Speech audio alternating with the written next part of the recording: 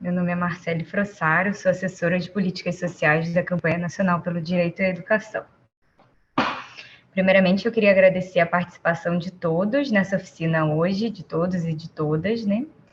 E que vai falar, né, sobre capitalismo de vigilância. Agradecer a presença do Leonardo e da Fernanda Campanucci. E essa é uma atividade no âmbito da SAM 2021, que é a Semana de Ação Mundial, em que a gente faz várias atividades, né, ao longo dessa semana e ao longo do mês de junho.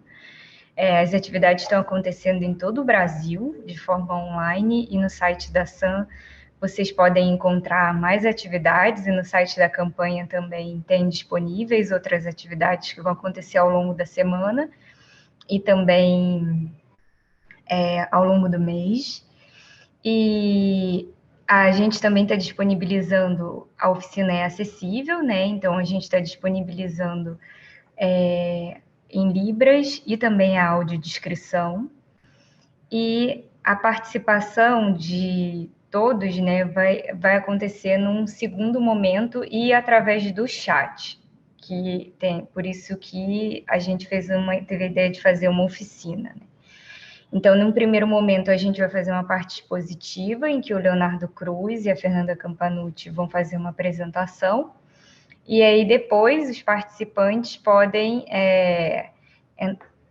entrar em contato, vão poder falar e vão poder discutir e fazer trocas, né, por aqui. Então, vocês vão poder perguntar, vão poder tirar dúvidas e vai ficar aberto, a gente vai poder falar e discutir sobre isso.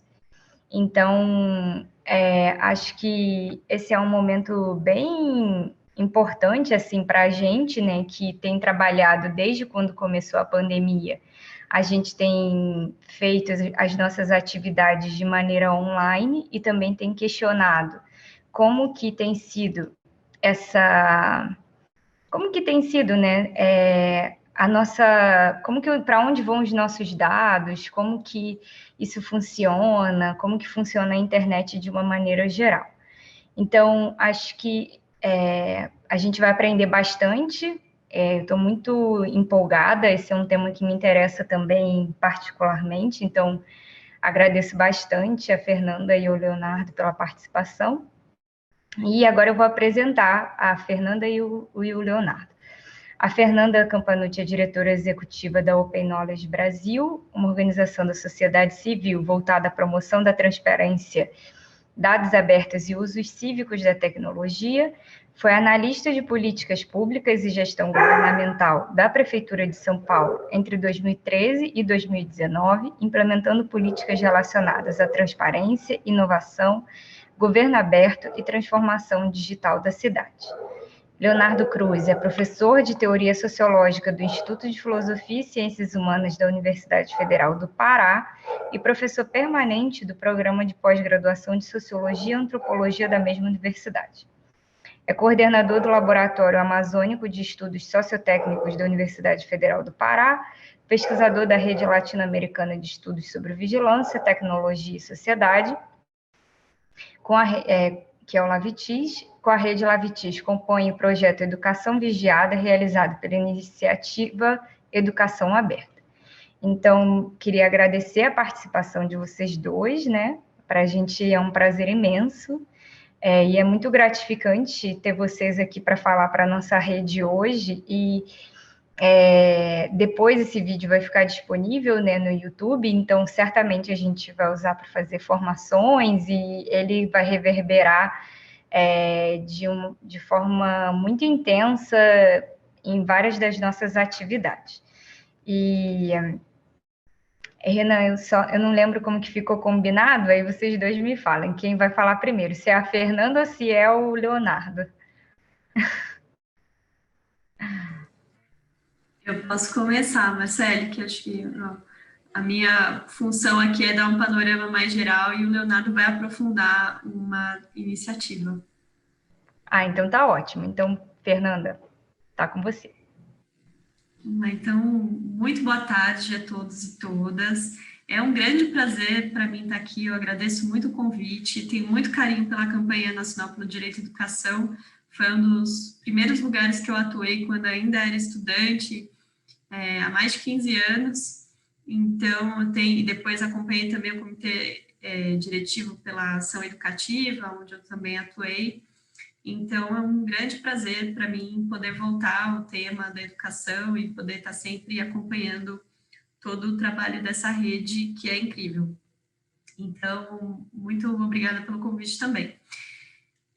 Eu vou compartilhar a minha tela, porque eu fiz uma apresentação até para a gente poder ser mais... Opa! Deixa eu voltar aqui, que está errado a tela. Vocês estão vendo a tela da apresentação? Sim, para mim está disponível. Tá bom. Para mim estava aparecendo outro. Então, eu vou fazer um breve panorama.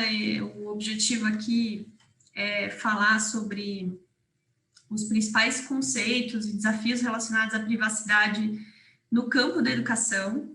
E depois, numa segunda parte, a gente poder discutir também caminhos para a incidência, porque sempre que a gente fala desse tema, dá um desânimo muito grande, um pessimismo, porque parece que já, enfim, está tudo dominado, que a gente é um emaranhado de questões muito complexo que a gente não consegue intervir. Então, o objetivo também é a gente desenhar alguns caminhos para incidência. Então, quando a gente está falando de capitalismo de vigilância, acho que muitos de vocês que já estão aqui nessa oficina já depararam com o tema, já sabem que a gente está falando do uso dos nossos dados pessoais por corporações, mas às vezes esse tema ele fica um pouco etéreo, né? E eu queria trazer também mais para o campo da educação. E quando a gente fala em dados, muitas vezes a gente ouve falar em metáforas ou até reproduz metáforas como dados são o novo petróleo, né? Como se fosse um recurso ali natural sendo minerado. Mas é importante a gente pensar em dados com a sua complexidade como um fluxo que acontece, que envolve infraestruturas. Eu gosto, até pensei nessa metáfora aí de um trilho de metrô, em que a gente tem uma infraestrutura, a gente tem os trilhos, a gente tem as estações que se cruzam, então a gente também pode pensar as bases de dados que se cruzam, que se complementam, essa jornada mesmo que os dados têm, elas saem de um lugar, vão para outros, vão sendo enriquecidos, as pessoas, o fluxo de pessoas que acontece ali, a gente também tem as pegadas, quando a gente está falando de dados, as nossas pegadas digitais que a gente vai deixando toda vez que a gente entra num site, toda vez que a gente faz uma compra, enfim, a nossa vida online, e agora com a pandemia, cada vez mais online essa presença. Então, é importante pensar nessa complexidade também de instituições e corporações. A gente tem, assim como tem no caso de uma linha de metrô, a gente tem quem realmente faz a gestão daquilo, a gente tem quem opera, às vezes é uma concessão, uma empresa que está operando. Então, essa metáfora, eu acho que ela é mais útil para a gente compreender o problema do que simplesmente falar em dados como algo que está lá e as pessoas pegam, mas é algo que envolve uma infraestrutura, pessoas, fluxos, né? Então, tem interessados, tem quem produz, quem recebe. Então, acho que isso é mais interessante para a gente pensar o assunto. E aí, a questão da educação é que a gente tem o capitalismo de vigilância, que é esse modo de produção, coleta e compartilhamento de dados de um modo geral, em vários aspectos da nossa vida, mas quando a gente encontra no campo da educação, com outro processo, outro fenômeno que muitos de vocês devem estar familiarizados, que é a privatização da educação. A gente tem processos de privatização da educação que acontecem há muitos anos e que também são complexos, também são difíceis de se captar. Tem muita gente que estuda o assunto. Mas esses dois fenômenos, um bem estrutural da sociedade e o específico da educação, eles se encontram e potencializam esse problema da vigilância, né, do uso de dados pessoais para finalidades que não são a educação. Então, o campo da educação ele é visto como um território para ser explorado e para expandir essa exploração de dados. Então, a educação é vista de maneira estratégica, principalmente a educação pública, pela quantidade de pessoas, pela natureza obrigatória de muitos dos processos. Você não tem alternativa, você tem que fazer aquilo, tanto para os professores quanto para os estudantes. Então, é uma massa de pessoas ali que tem atividades cotidianas e obrigatórias e que isso muitas vezes é visto de forma estratégica para quem quer operar com esses dados. E aí, se a gente está falando de privatização da educação, se antes a questão era vender o software, vender os sistemas educacionais, esse processo ele persiste. Mas agora, cada vez mais comum, vocês devem já ter deparado com essa situação em várias esferas aí da atividade de vocês, que são aplicativos que chegam a ser doados ou fornecidos gratuitamente para uso pedagógico ou da gestão escolar. Então, isso sinaliza que o que está à venda, o que está sendo comoditizado, o que está sendo explorado, não é necessariamente os recursos, os materiais didáticos, essa disputa sobre os conteúdos, mas os próprios dados das pessoas todas da comunidade educativa. Então, isso é um indicador importante de que houve aí uma transformação nesse cenário. E por que isso é um problema? Né? Um dos problemas geralmente a gente está falando de dados pessoais, a nossa primeira preocupação é a questão das fraudes. Eu vou ter o meu cartão de crédito roubado, clonado, as pessoas vão fazer um cadastro em meu nome. Isso, de fato, é um problema, é um dos problemas desse uso e compartilhamento indiscriminado de dados pessoais. Mas vai tão além disso, que um dos problemas que a gente tem que estar discutindo muito hoje, quem discute, por exemplo, inteligência artificial e o viés dos algoritmos, a discriminação que pode acontecer, a gente está falando essencialmente de dados pessoais usados para finalidades diferentes daquela para qual eles foram coletados. Tem uma autora que fala, uma autora indiana, que fala sobre esse feedback loop, né, esse sistema aí de injustiças que vai sendo reforçado a partir desse processo. Então, se você tem pessoas em situação de vulnerabilidade, você usa os dados, esse tratamento dos dados de forma inadequada, você pode reforçar essas desigualdades. A gente vai ver, desde na vida privada, de obtenção de crédito, de negar, de ter algumas portas fechadas, até processos seletivos, leitura automatizada de currículos, enfim, tem muita coisa que pensando na educação também tem dados sobre a história das pessoas, né, o desempenho das pessoas ao longo da sua vida escolar, enfim, tudo isso pode alimentar esse sistema. Como que funciona isso? A gente realmente não vai conseguir entrar em muitos detalhes, eu vou fazer um panorama para todo mundo ficar mais ou menos na mesma página, Mas um dos principais mecanismos que existe nesse processo aí de uso dos dados é o conceito de data profiling, o perfilamento, a criação de perfis que vão tentar, entre outras coisas, a partir de uma categoria que esses mecanismos vão te encaixar, prever o teu comportamento para poder, quem sabe, modular o teu comportamento a partir daí que vem a noção, né, de capitalismo de vigilância, que é a ideia também de você conseguir induzir comportamentos de consumo, de navegação na internet, a partir do seu comportamento prévio, da sua história.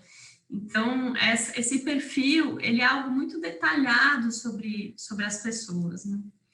Só não vai dar para ler direitinho, porque está pequena a imagem, mas só para vocês terem uma ideia, essa é uma publicação que estudou já tem alguns anos, acho que foi em 2017, estudou algumas corporações que têm por função coletar dados, porque você tem vários atores nesse mercado, você não tem só o Facebook que pega os dados, você tem atores especializados em fazer o cruzamento de dados das várias plataformas e enriquecer essa base de dados e comercializar para quem faz anúncio.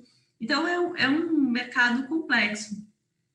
Aqui o exemplo é de duas empresas, então você tem, por exemplo, a Oracle, que tem, naquele momento, e são dados que eles estavam levantando mais antigos, mas só agora isso ainda é mais volumoso. Mas se tinha na base deles 2 bilhões de pessoas com 30 mil atributos para cada pessoa. Que atributos? Hobbies, interesses, uma estimativa de receita, de dívidas, idade, ocupação, gênero, interesses políticos, enfim, um verdadeiro perfil dessas pessoas, e a partir daí você vai categorizando, né? Então, essas empresas, elas têm essa função de tração desses perfis, e esses perfis, eles são usados depois por serviços, por empresas, por aplicativos, por serviços de crédito, enfim, se alimentam desses dados. Então, esses perfis, uma das finalidades de você vigiar, monitorar e coletar dados das pessoas é construir esses perfis. Como eu falei, tem algumas consequências disso, né? Essa mesma autora que eu citei ali do Data Profiling, depois isso fica disponível também, e eu vou indicar um artigo que eu escrevi para a campanha latino-americana também sobre isso, que eu detalho tudo isso que eu estou contando. A gente tem a questão do reforço de estereótipos. Então, se o gestor público vai elaborar políticas a partir de dados que ele obtém, se esses dados estão enviesados, estão criando categorias para as pessoas que não necessariamente corresponde à complexidade da realidade, isso vai ter um viés na análise. Ela cita um caso do consumo cultural dos afro-americanos e latinos. Tem essa questão do crédito que eu falei, de que o uso de algoritmos pode alertar consumidores com alto risco e direcionar produtos.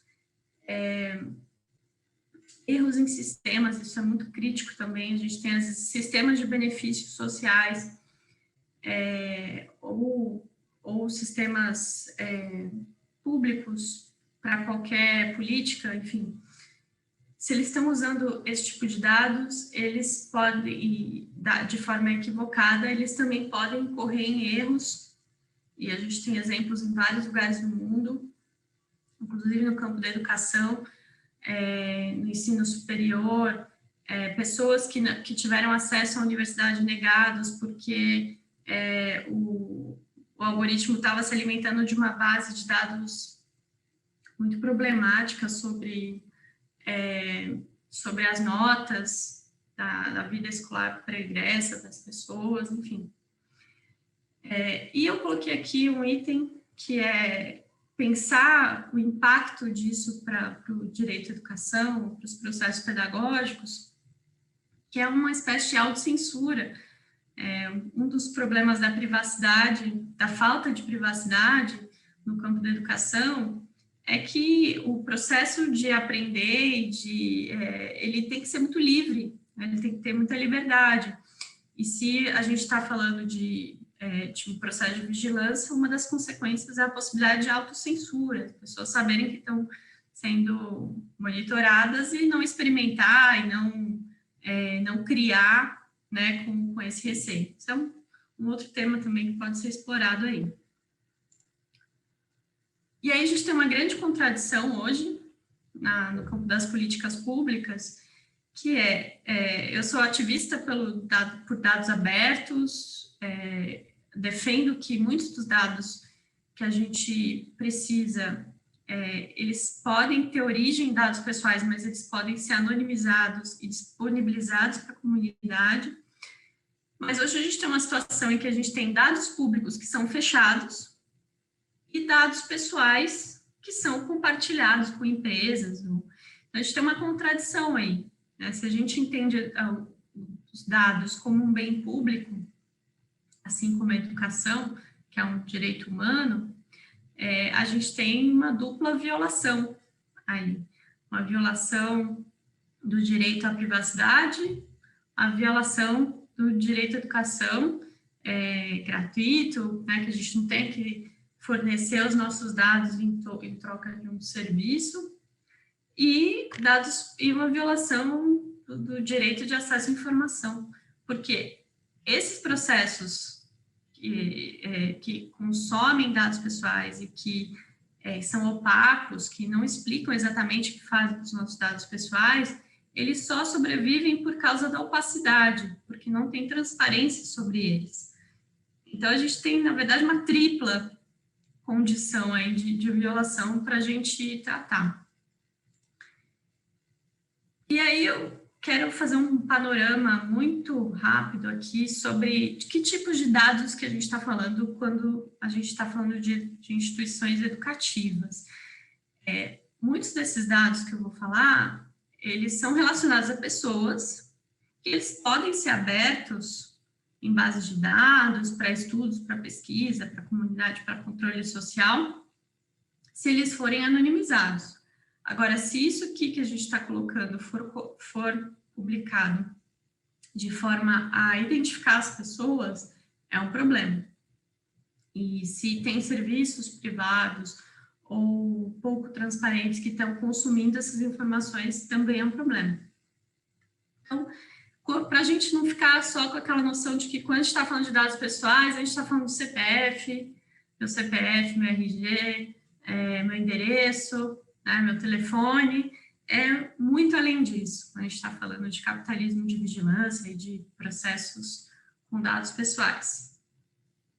Um primeiro ponto, biometria.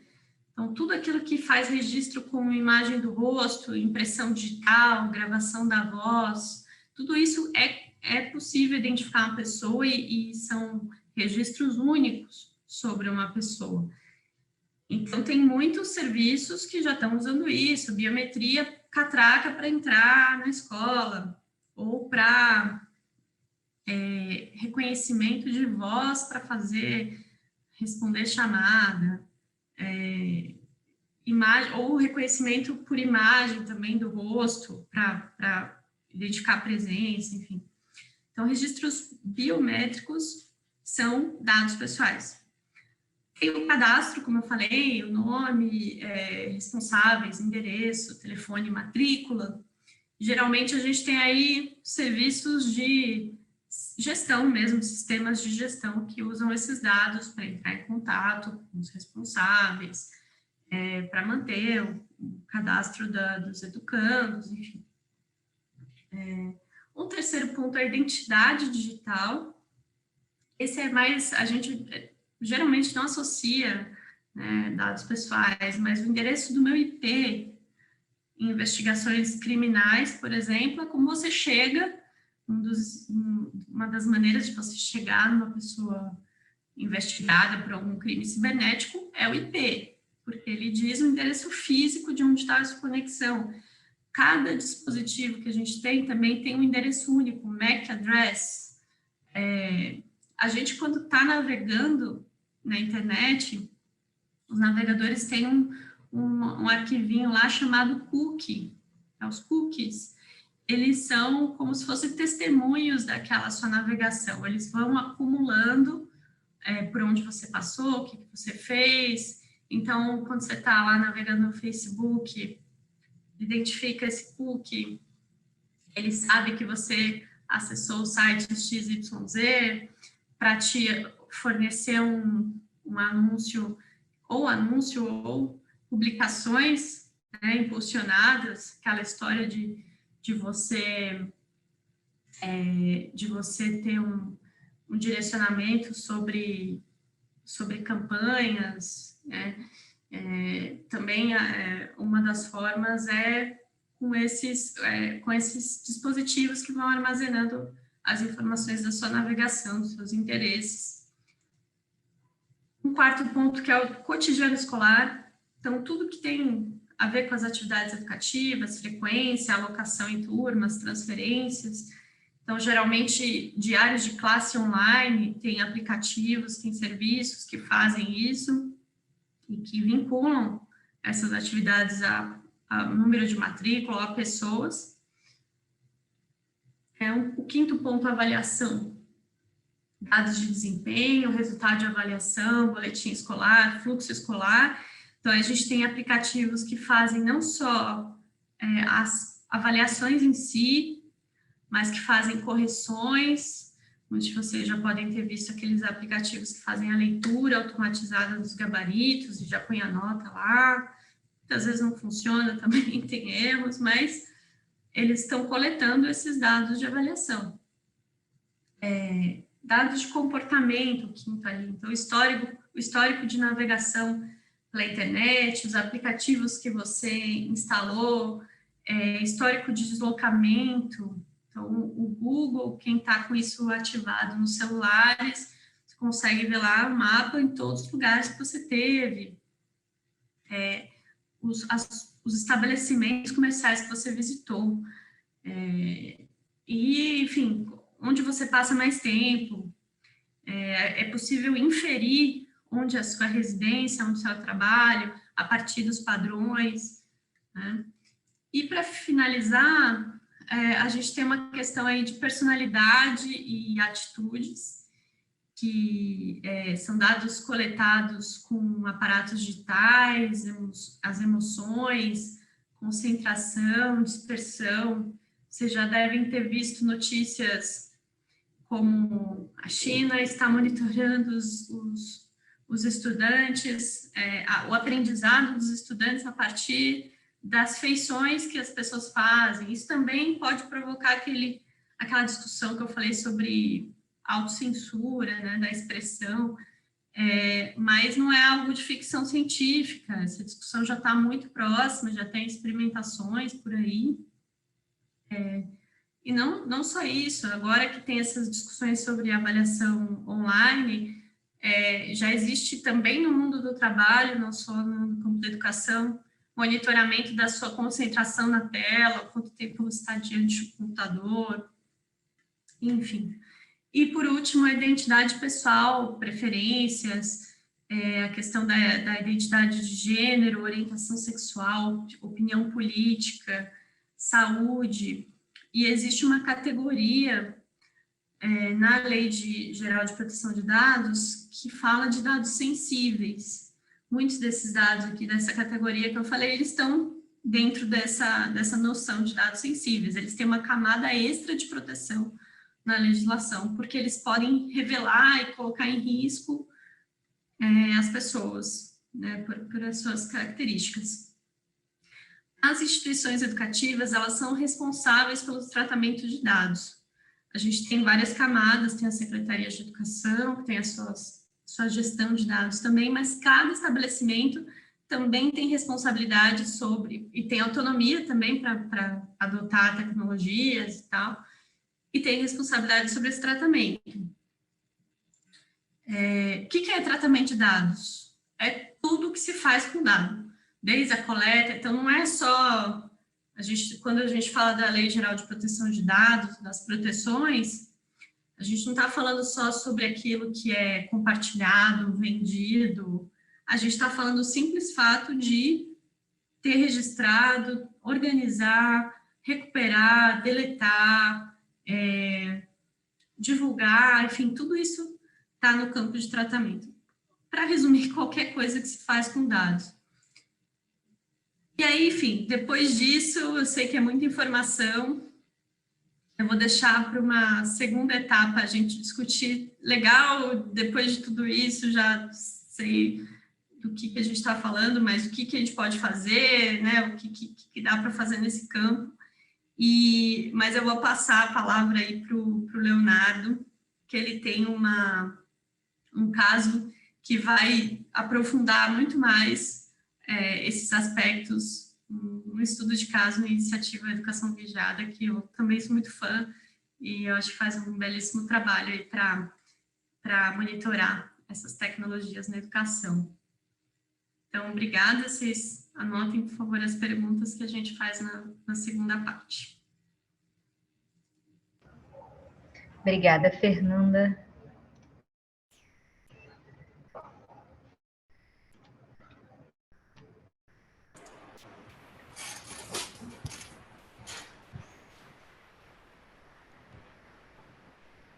Leonardo, se você quiser, a gente já pode, se você pode começar. Ok. Boa tarde a todos e todas. Sou Leonardo Ribeiro da Cruz, faço parte do projeto Educação Vigiada, que é um projeto que tem como objetivo mapear a atuação do capitalismo de vigilância na educação pública brasileira. Agora a gente está expandindo o nosso mapeamento para a América do Sul. Vou apresentar alguns resultados que a gente conseguiu aqui. E vou apresentar um pouco sobre o nosso projeto e os dados que a gente conseguiu coletar até agora, o objetivo, né, desse projeto e da nossa atuação até agora, e algumas análises em relação sobre o que está acontecendo e por que isso está acontecendo, né, alguns insights que a gente tem relacionado a isso. Bom, eu pesquiso o avanço do capitalismo de vigilância sobre a educação pública desde 2016, em razão de uma bolsa de pós-doutorado no LabJOR da Unicamp.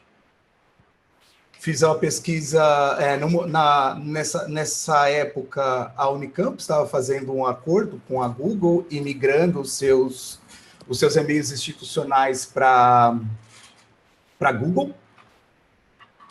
E eu pude acompanhar essa migração, fazendo análise empírica, com entrevistas, com a observação das reuniões, para entender, a princípio, a ideia era entender, né, tentar compreender quais decisões estavam sendo feitas pelos gestores, como que essas decisões estavam ocorrendo, principalmente se haviam discussões relacionadas à segurança de dados, à privacidade da comunidade acadêmica da Unicamp, e começar a tentar compreender a tendência dessa atuação dessas empresas para, como pano de fundo, tentar entender como se dá a atuação do capitalismo de vigilância em países do sul global. As nossas pesquisas do grupo todo, né, ele tem como pano de fundos, né, a gente conseguir levantar dados para que a gente possa inquirir sobre o funcionamento do capitalismo de vigilância dentro de países subdesenvolvidos. Pensando aí a sua relação com o capitalismo global, né, e sua relação com a estrutura política e social de cada país. Né? Só que, para empreender esse tipo de pesquisa, a gente encontrou uma grande dificuldade. E a primeira, né, grande dificuldade é justamente a disponibilização de informações sobre a atuação dessas empresas. Né? Não há dados sobre esse tipo de atuação. Né? Não há dados sobre o tipo de mercado que essas empresas participam, não há dados para saber quantas instituições públicas de ensino fizeram acordo com essas empresas, quantos alunos já, né, estão dentro desse mercado de dados, né, a partir da educação pública. E aí, né, a gente já ampliando a nossa rede de pesquisa, principalmente com o professor Theo Amiel, da UNB, e da Iniciativa Educação Aberta, o professor Felipe Saraiva, que é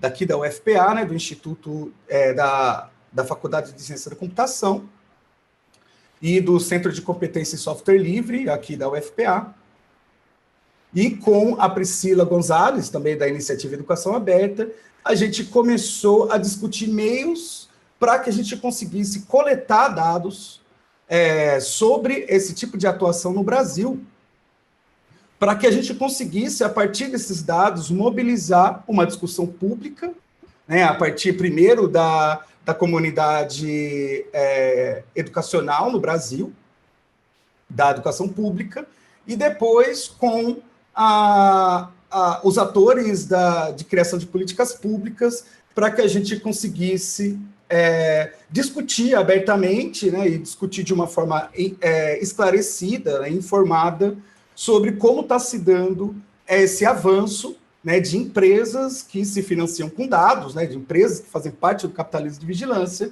sobre a educação pública brasileira. Então, o primeiro passo de pesquisa nosso, né, foi tentar descobrir como que a gente poderia levantar, criar, conseguir, né, coletar dados sobre esse tipo de atuação. E para que a gente conseguisse fazer isso, né, a gente criou um software, na verdade é um script, escrito em linguagem Python, que conseguia automatizar um comando de um terminal de software livre que conseguia descobrir em que servidor, qual é o endereço de servidor que estavam onde estavam armazenadas as mensagens de e-mail de um certo domínio de e-mail. Então, existe um comando num terminal Linux chamado host. Esse comando, ele consegue descobrir a partir de um certo domínio de e-mail, né? Por exemplo, ufpa.br, @ufpa.br, aonde estão alocados esses e-mails, né? Se é no servidor próprio, se é no servidor da Google, se é no servidor da Microsoft, se é no servidor de algumas outras empresas, né? Ele dá um registro da onde é direcionado esse e-mail, né? Para onde ele é direcionado. A gente, então, criou um software, né? Isso foi a incumbência do professor Felipe Saraiva, do Centro de Competência de Software Livre, que a gente podia criar uma lista de domínios, né? Uma lista de ufpa.br, usp.br, unicamp.br. A gente jogava essa lista para o script e ele conseguia montar uma outra lista dizendo onde estavam alocados esses e-mails. Com essa lista, a gente começou a fazer uma série de requisições de leis de acesso à informação. Isso também ficou na incumbência do professor Theo Amiel, né, e do grupo de pesquisa dele lá da UNB, para a gente conseguir afirmar que se um e-mail de uma certa instituição pública de ensino estivesse em servidores da Microsoft, ela tinha feito um acordo, né, para a utilização da suíte de softwares da Microsoft, e se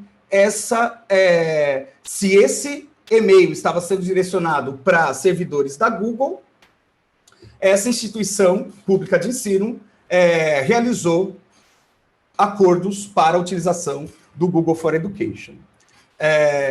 A gente conseguiu comprovar isso, né? Já era uma hipótese nossa quando a gente começou a pesquisar os servidores, porque uma das necessidades criadas, né, por esses acordos é que cada aluno, cada ator dentro da comunidade acadêmica tivesse uma conta da empresa que estava fornecendo os serviços. Então, né, a gente sabe que a grande maioria das instituições públicas hoje usam os serviços da Google e Microsoft, que as instituições públicas criavam e-mails dentro, né, dos servidores das grandes empresas, ou direcionavam seus próprios e-mails institucionais, que é o mais comum, como parte aí do acordo, né?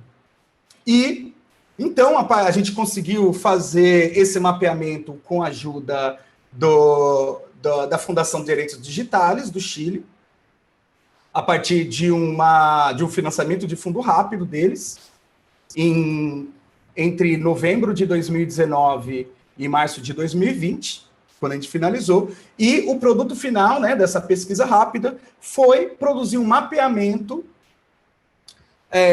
das instituições públicas brasileiras, né, então, as universidades estaduais, as universidades federais, os institutos federais de educação, as secretarias estaduais de educação e as secretarias municipais de educação de cidades acima de 500 mil habitantes.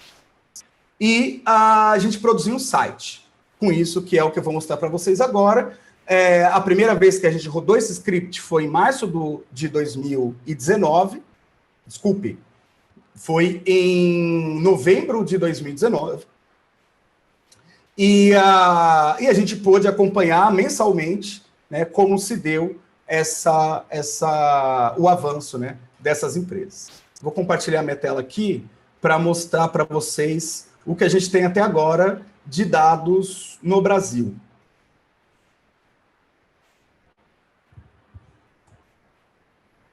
Os resultados eles estão disponíveis no nosso site, educaçãovigiada.org.br. Lá tem algumas informações sobre a pesquisa, tem algumas publicações que a gente fez, né, academicamente. Tem uma parte explicando, né, os objetivos da pesquisa e tal.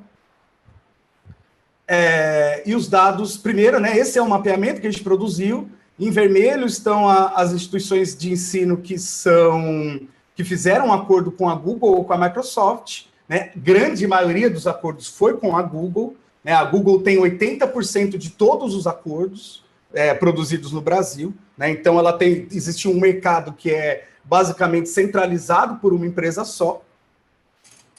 A Microsoft ela tem no Brasil ainda muito pouca expressividade dentro do mercado de serviços educacionais para educação pública. E esses são os nossos dados, né? Contando todas as instituições que a gente mapeou no Brasil, 66% delas já fizeram acordo com a Google ou com a Microsoft.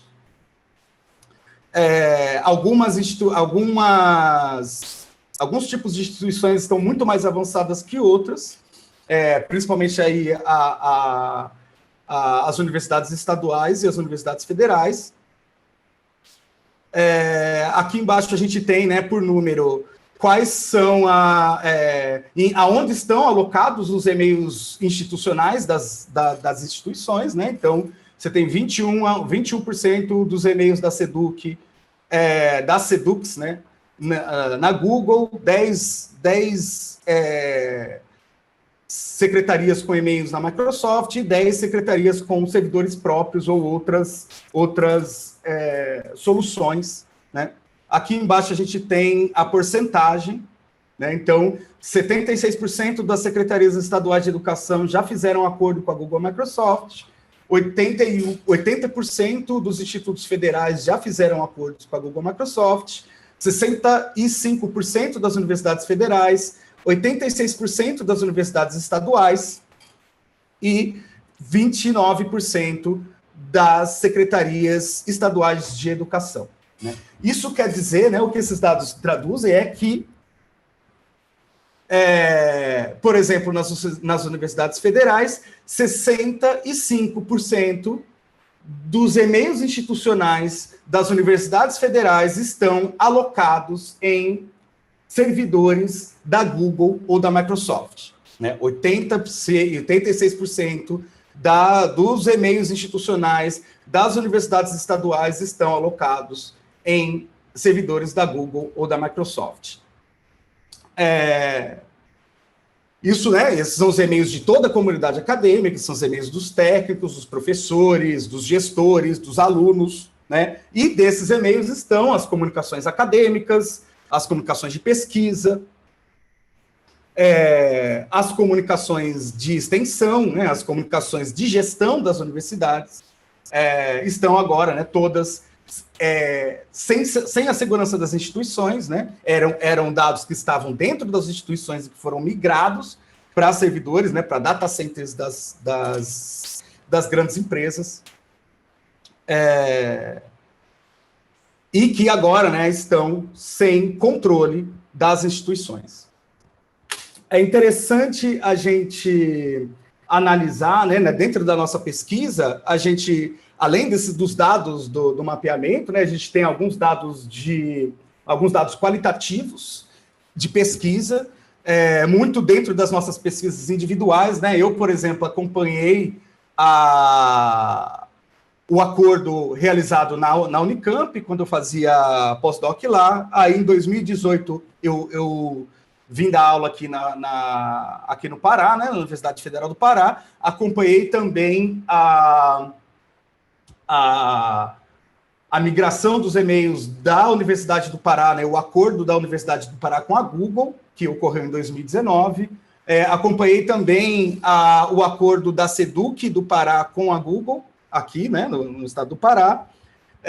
O Theo Amiel acompanhou a adesão da UNB com a Microsoft. A gente também tem os dados, né, dos requerimentos de lei de acesso à informação, que qualificam, né, esses acordos, né, e os dados foram principalmente para a gente saber como que esses acordos estão se dando, né, por onde eles estão passando, quem dentro das universidades estão levando isso, estão tocando esses acordos, né, se a gente tem acesso a contratos, a alguma coisa assim. E alguns dados, eles são bastante preocupantes, principalmente no que diz respeito ao controle em relação às adesões, né? Primeiro que não há, em grande parte, né, não há uma publicização desses acordos dentro da comunidade acadêmica. Isso já era algo que eu já comecei a observar desde o começo da pesquisa. Não se discute isso com a comunidade acadêmica, né? Essas discussões, a grande parte das discussões, elas são basicamente discussões técnicas para resolver problemas técnicos,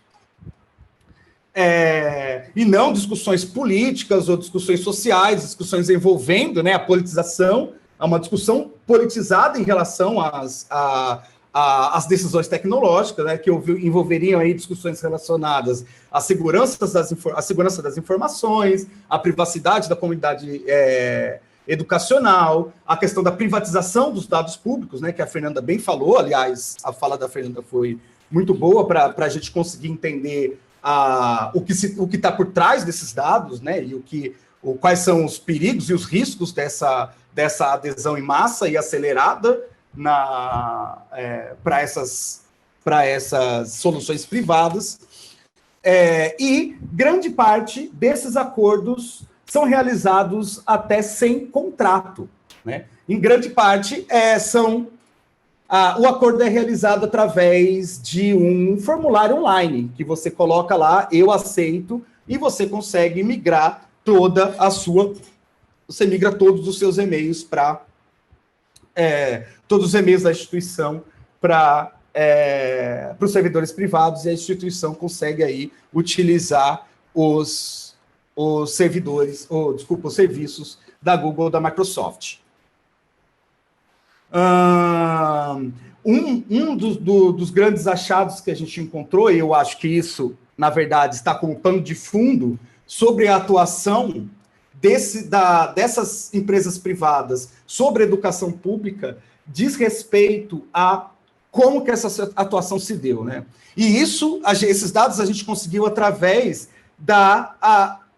de entrevistas com gestores e de análise dos documentos que foram divulgados pelas instituições em relação ao porquê dessa adesão rápida e dessa adesão sem discussões, né? E isso nos remete à estrutura política e econômica na qual a educação pública brasileira está inserida. Grande parte do avanço dessas empresas privadas, né, sobre serviços educacionais se dá em razão do desinvestimento do Estado brasileiro na educação pública, né? As decisões em relação a políticas de austeridade, políticas de cortes de gasto social, em relação, né, a uma crise fiscal do Estado, fez com que, historicamente, houvesse drásticos cortes de gasto no financiamento da educação pública brasileira.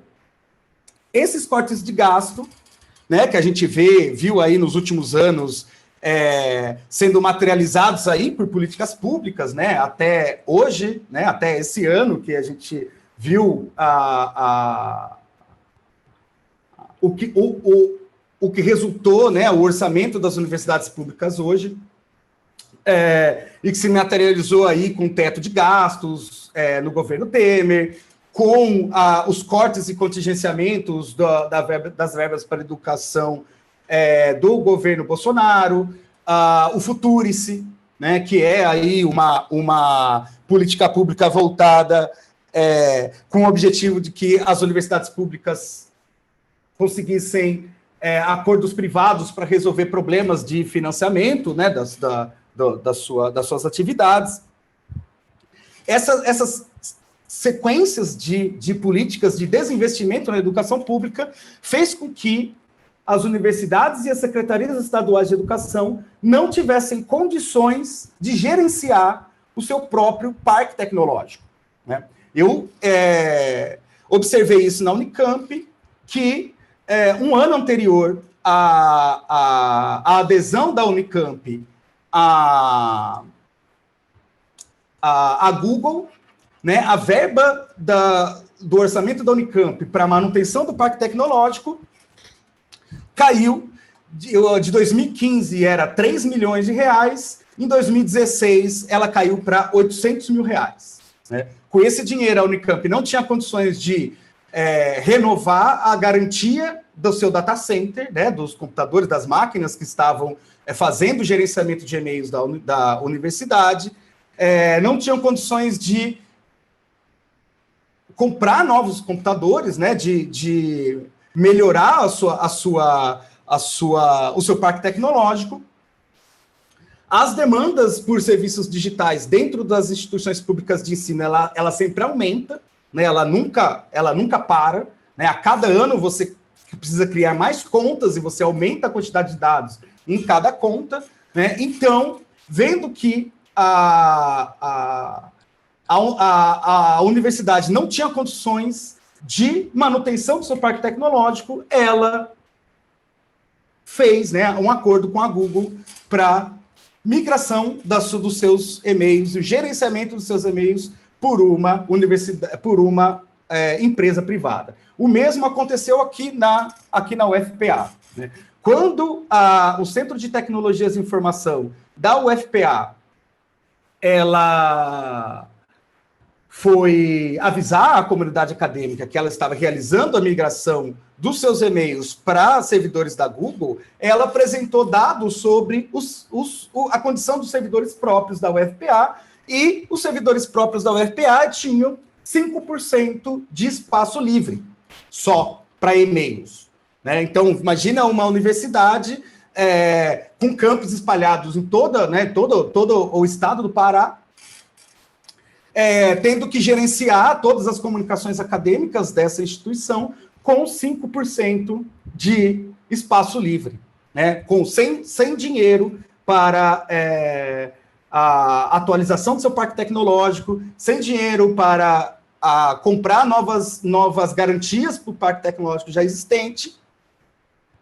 Então, a própria UFPA foi atrás da Google para fazer acordos com ele, para tentar resolver um problema que é de fundo orçamentário. Né? A gente sabe que essa situação só piorou, né, de 2009 para cá, né? E isso, principalmente com o advento da pandemia, né, do distanciamento social, o aumento da demanda por serviços digitais, fez aumentar essa demanda, e isso aprofundou, né, os problemas que a gente já estava enfrentando em relação a esse tipo de migração. Né? A migração acelerada não se deu na pandemia, a pandemia ela só aprofundou esses problemas, né? Mas antes da pandemia, em março, por exemplo, a gente já tinha dados como 75% das universidades públicas já estavam com a Google, né? Mais da metade das secretarias estaduais de educação já estavam com a Google ou a Microsoft. Então, a gente já tinha, né, uma busca acelerada por esses serviços. Né? E aí, então, a gente consegue, a partir disso, né, pensar em formas de mobilizar a sociedade civil a partir dos dados que a gente coletou. O grande objetivo disso é ter dados para que a gente consiga pesquisar, né, a gente como comunidade acadêmica, mas também publicizar esses dados para que a gente amplie a discussão sobre o avanço do capitalismo de vigilância na educação pública brasileira, informe a comunidade acadêmica ou a comunidade escolar em geral, né, e esse é o trabalho que a gente está fazendo nesse projeto desde março do ano passado, quando ele foi lançado, que é comunicá-lo, né, avisar, participar de encontros e atividades diversas e diversificadas da comunidade escolar, para apresentar esses dados para eles e apresentar qual é o quadro geral, né, desse domínio das empresas privadas sobre serviços públicos. E isso é o que a gente vem fazendo, né? Apresentei isso para sindicatos de professores, para grupos de professores e diversos tipos de eventos diferentes dentro no Brasil todo, e mobilizar para uma ação conjunta que consiga, primeiro para discutir saídas para esse problema e depois para mobilizar saídas públicas e coletivas para isso. Né? Esse é um problema que tem como base, né, o desinvestimento na universidade pública, né, e a gente só vai conseguir solucionar esse problema através de uma saída pública e coletiva, uma discussão pública e coletiva sobre os problemas envolvendo esses tipos de acordo. Né? E isso é o que a gente está mobilizando, agora. A gente tem uma frente dentro do nosso grupo que está entrando em contato com a RNP, entrando em contato com a Associação de Docentes do Ensino Superior.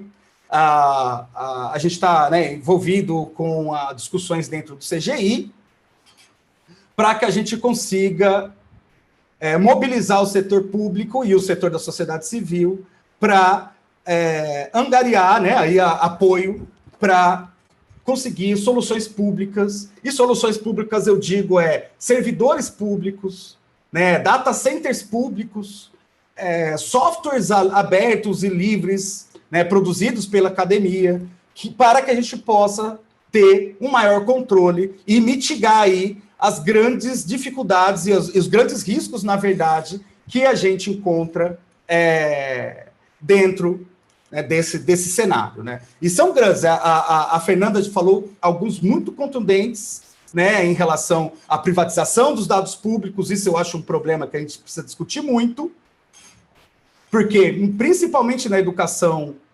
básica, ele diz respeito além de ser dados pessoais, né, dos estudantes, eles dizem respeito a um diagnóstico sobre a educação pública, os dados relacionados à utilização desses softwares, né, diz respeito à avaliação desses dados.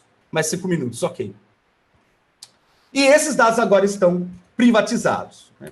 Bom, eu vou aproveitar esses 5 minutos para falar sobre, depois a gente pode discutir esses problemas mais para frente, para falar sobre a nossa nova pesquisa. A gente vai lançar durante o começo desse ano, a gente expandiu o nosso mapeamento para a América do Sul, principalmente para as universidades públicas da América do Sul. A gente conseguiu ajuda, né, um apoio da Rede Lavitz, também com um fundo de resposta rápida, e com a ajuda de pesquisadores da Colômbia, com a ajuda de pesquisadores do Uruguai, da Bolívia, a gente conseguiu mapear as instituições públicas da América do Sul. Eu vou colocar aqui os dados preliminares que a gente tem. Esse aqui é o mapeamento da América do Sul, né? A gente tem 72% de todas as universidades públicas da América do Sul já estão com acordo com a Google Microsoft. Aqui estão, né, o mapeamento de cada... não sei se vocês estão conseguindo ver. Um mapeamento de cada país, né, com a quantidade de instituições que foram mapeadas e quais são, né, da América do Sul, quais estão com servidores na Google, servidores próprios, os servidores da Microsoft. Aqui está o quadro geral. E a gente, o interessante, né, da gente ver como que cada país está lidando com esses problemas e como que cada país responde a esses problemas, né? E nesse mapeamento a gente tem alguns casos muito interessantes, principalmente o caso do Uruguai e da Argentina, que são os 2 únicos países da América do Sul, e a Venezuela também, são os 3 únicos países da América do Sul, com um número relevante de instituições,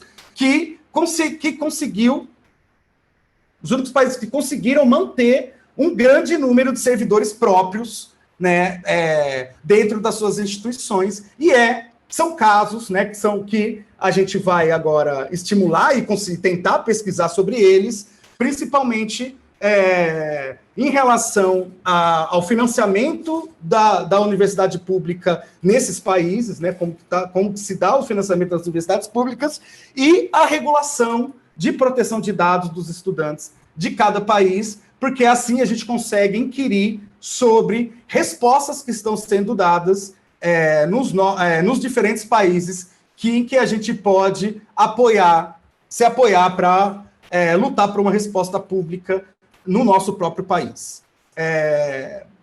Os dados que eu tenho que eu queria apresentar, eu fico disponível para a sessão de perguntas, e muito obrigado a todos, muito obrigado pelo convite.